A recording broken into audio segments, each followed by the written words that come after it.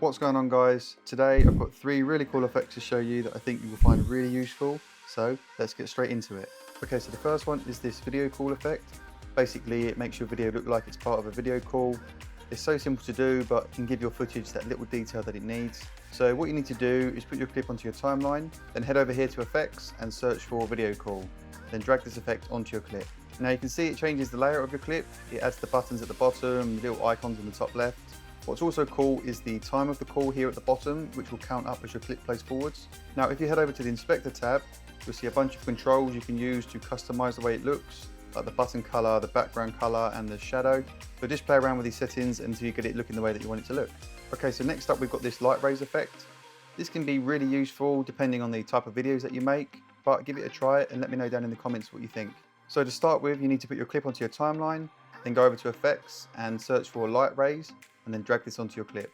Now if you go over to the inspector tab, you've got all these settings that you can play with. There's lots of settings here that you can change, like the angle of the rays, the length of them, the thickness, and even the color. Now this effect is a bit more specific and may not be for everybody, but I'm sure there's some of you that will find it really useful.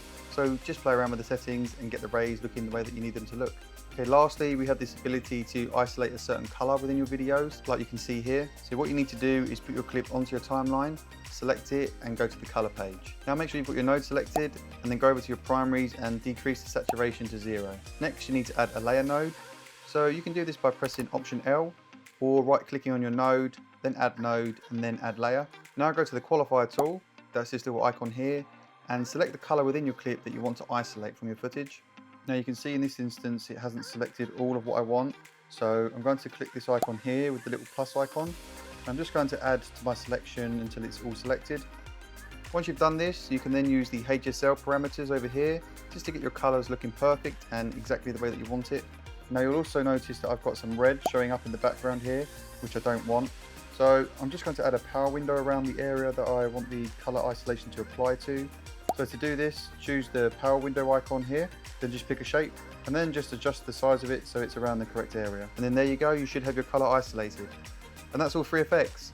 Thanks for watching, guys. Don't forget to like this video, subscribe to the channel for more, and I'll see you in the next one.